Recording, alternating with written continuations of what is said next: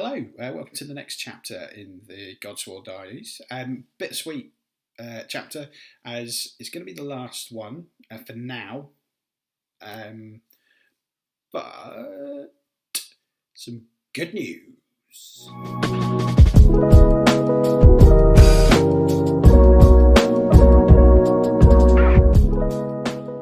So if you watched last week's video and you are part of kind of like the Vassal community, and you will know that a chap did really well with the Godsworn in Vassal Clash 3, finished top, finished unbeaten. So the dirty net lister in me stole that deck for this week's game, just to see kind of how different it was to mine, and then to just kind of see if he'd invented some kind of broken Godsworn meta. Went up against a chap called Chris, who is similar boat to me, hadn't won any of his games. He's pretty much using the league to try and find his new jam, because he was playing the Man Trappers, but this week he chose Skaven. So what we'll do though, before we go into the games, we'll have a quick chat about sort of like the deck and how different it was to mine, and take it from there. Okay, so this is the deck. You'll notice a change of lighting as well. I do apologise for that. So he finished 5th overall, but that was after the cut, and but he finished unbeaten in Swiss, which with Godsworn is quite the achievement. With any warband, it's quite an achievement in a really competitive tournament like that, but especially with the G-Sworn.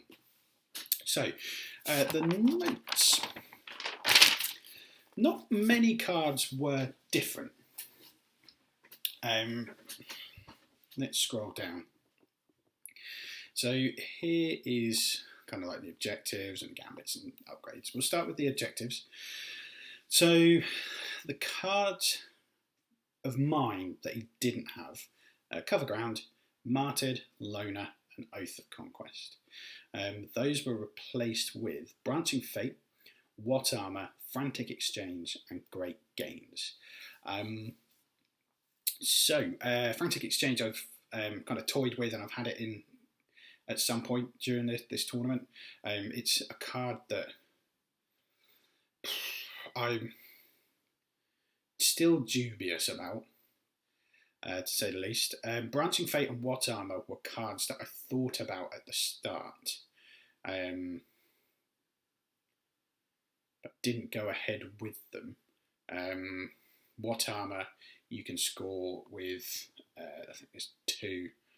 You can score with Olo, and you can score with Shond. And I think they're the only 2. Maybe Grunder? No. So they're the only 2. Just checking sure there. But Branching Fate, off the bat, you can score with Jagathra. Then when he's inspired, then when Olo's inspired, you can score. When Grawl's inspired, when Shon's inspired, and it's just these 2 that you can't score it with. And then obviously any buffs that you might have, because you do tend to be rolling an obscene amount of dice with the Godsworn. That is how you get the kills. But Great Gains with... I've not really thought about that, because I didn't really see myself scoring that much glory in a round to be able to warrant having that in. I always kind of thought maybe I'd get like 3 or 4 around. I always thought I was going to have low scoring rounds, and I didn't really think that Great Gains would fit my particular playstyle. But yeah, they're 4 fairly solid choices. I think they are all better than my ones. Maybe Cover Ground and Frantic Exchange are the 2 that I might swap back. Yeah, possibly. But again, when I speak about the way how the matches went, I'll be able to discuss that kind of a bit more. But 4 quite strong cards, and I feel they are stronger than the cards that I had in there anyway. But not that much difference in terms of all the other cards in there. Well, exactly the same. So I was kind of digging around the right place. Gambits, again, not much difference there.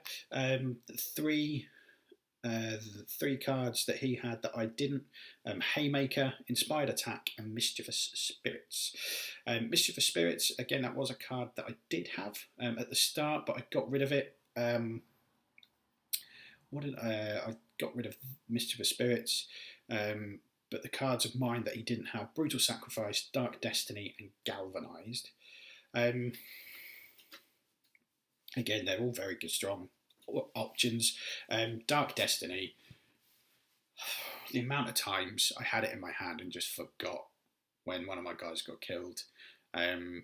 Galvanized, I still think Galvanized is quite a good card. It makes a positive out of the negative of when one of your guys gets killed. Brutal Sacrifice, I kind of had it in there for martyred, really. Just kill the pooch and score martyred. But kind of going forward, because I'm not going to have martyred in my deck, I'm going to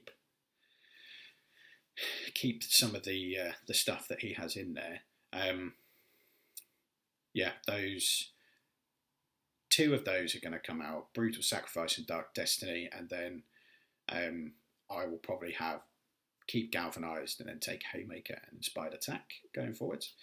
And then the upgrades again. So I had 11. He had 10. The 4 of mine that he didn't have: Swordbreaker, Tome of Offerings, Amberbone Axe, and Sprinting Charm. He had Sudden Growth, Great Fortitude, and Larval Lance. Sudden Growth and Great Fortitude were lifesavers for me. I think they'd be staying in. Larval Lance, I equipped it on people a few times, but I never used it, I don't think.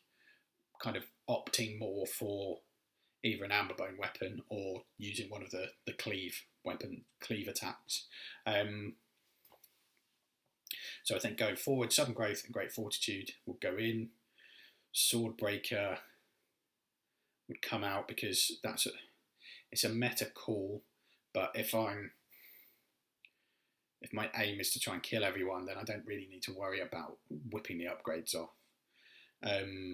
Tome of Offerings would have to come out because of restricted cards, which would leave probably keeping the Amberbone Axe in over the Larval Lance, because I like that extra glory boost that you get from the kills. But initially looking at this, I thought, well, the playstyle is exactly the same as mine. They've just kind of tweaked their deck to have kind of like better buffs and potentially easier to score objectives, I think. So, yeah, Branching Fate and What Armor, that's entirely in your hands, where Martyred isn't in particular. Loner really isn't, because someone could move into position. Oath of Conquest, while I still think that's a good card, you've got to remember the trigger. And it's only good if it's in your hand at that time as well. And but I think Cover Ground I might keep instead of Frantic Exchange. I'm not sure on that.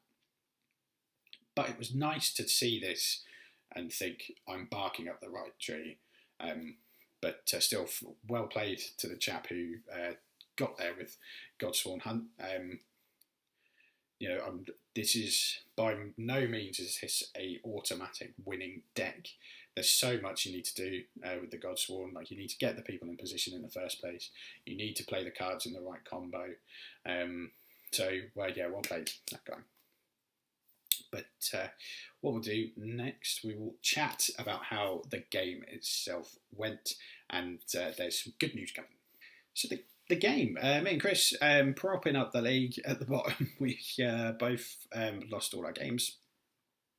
Chris decided to play Skaven, so it was quite a fast-paced, fun, shenanigan-filled game, which is good, which is always fun, really, when the games are that lively. The first round in particular, the first round of the first game in particular was nuts. I've written here that it was 9-12 to Chris. can't remember how accurate that is, but I know he was in double figures, and I had scored quite highly as well. We kind of just went on a murder spree, both of us, as well as scoring our objectives. Quite interestingly, the first 3 cards I drew were 3 of the newer cards in my objective hand. So I just looked at that and I didn't see a way of scoring them, so I ended up ditching them. That didn't fill me with much hope that I was going to do well with this deck. But I was chucking out 6 dice attack. I was getting to the end of the towards the end of the 3rd round, and I'd still only physically scored 2 objectives. Got some kills with amber bone weapons, but ended up losing the first round 13-15. Over the course of that particular round, I'd scored in total, that first round, I'd scored 4 objectives out of my objective deck. So I was starting to worry a little bit because my dice were quite hot. He was bringing Skaven back and I was killing them. That's fine. And I thought maybe his attitude towards that will change in the 2nd round because he's seen that I struggled to score my objectives.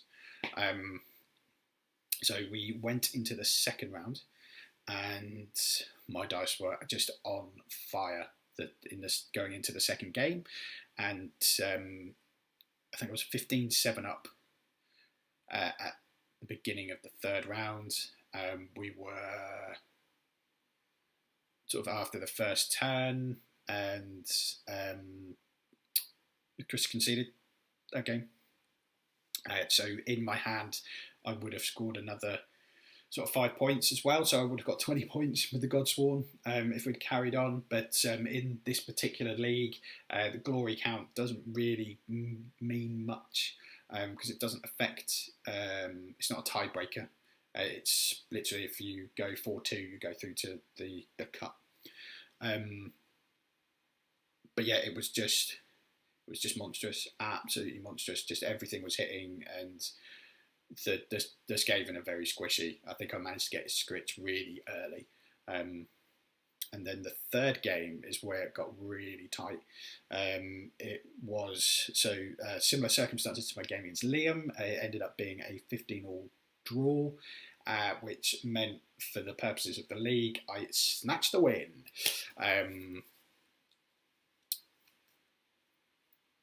With regards to the cards, Branching Fate was good. There's lots of different ways to be able to score that. Again, with What Armor, I managed to score that quite consistently. Digging Deep, I would have scored twice. Frantic Exchange, I'm starting to get the hang of it as a card. Sort of like the best time when to play it. I tend to kind of keep it until quite late. I don't like having to play around the card. I kind of now like to leave it until the end and then think, you know what, I'll play it now. Or if I have it in my hand and my opponent is burning through their deck and their power cards, and then I can just like sneak in a card and score it myself. But yeah, snatching a win. Chris was a great guy. We had a good chat about X-Wing at the start, and it was very much like a pressure-free game that we ended up playing. But it was nice to get the win, and it's nice to know that the deck that I have been using was almost there. It was almost where it needed to be, and that just a couple of tweaks, and it could start like doing well. But like I said, I'm not going to do a Godsworn Diaries next week because now my list is finalised. Not much can happen next week. I'm 1-4, but I will do an in real life Godsworn Diary chapter once we're allowed out to play with other people, which hopefully round our way is going to be quite soon. There's a nice couple of stores that hopefully, touch wood, are going to be opening soon. But it's been really fun. My conclusion in general about the Godsworn hunt, if you've been watching my videos sort of way before, I would constantly rag on them. They're rubbish. I've not even built them. Only bought them for a card. That type of nonsense. But Underworld, just like in its purest form, is an aggro-centric game, an aggro-centric card and dice game. And we all kind of have fond memories of Shadespire, where we'd just be scrapping with each other, and it was like a murder, murder, kill, kill. And that's exactly what the Godsworn are. And you can do it in some really dumb ways. I managed to chuck an 8 dice attack with cleave at somebody. Like that's insane. But I guess the downside to the Godsworn is you can have an 8 dice attack and roll nothing but supports, hammers, when you need crits and swords. But that is what I like about the game. I like the fact, I like playing games where it's not set in stone what you're going to achieve in your turn. I like the randomness. I like the chaos of it all. That's why I like cards like Rebound and Daylight Robbery. A bit sadistic, I guess. Sort of like that. But if you haven't given the Godsworn a go yet, if you're listening to people saying, oh, they're bottom tier, they're not very good, so what? If you like aggro decks, if you like playing combos, if you like fluffing dice and the frustration of it, play the Godsworn, do it. You know, what's the worst that can happen? You know, you'll lose a couple of games, you'll soon get over it. Don't get bogged down in losing streaks like I nearly did. But they've been really fun. I look forward to revisiting the Godsworn once we be able to get out and about. You know, we've got 2 potential aggro warbands coming out this month. That could do wonders for the Godsworn. Just that, like, if there's some nice buff cards or like buffing cards or upgrades, all of a sudden an aggro, when 2 strong aggro warbands are coming out, that could help other aggro warbands like the Godsworn, like potentially Orcs or Naggles Fiends or something like that. So play the Godsworn, throw caution to the wind, and enjoy your games of Underworlds. Thanks for sticking with the Godsworn Diaries and my low budget average videos. With a new league starting soon, I'm going to be thinking about who to run with next. It will probably be one of the newer warbands. In fact, yeah, it's going to be one of the newer warbands. So let me know in the comments which one you'd like me to run with, and screw it, I'll do that. I've had fun doing this way, and I asked you guys who I was going to be in that one. But yeah, in the meantime, enjoy chucking dice, and see you again real soon. Thank you.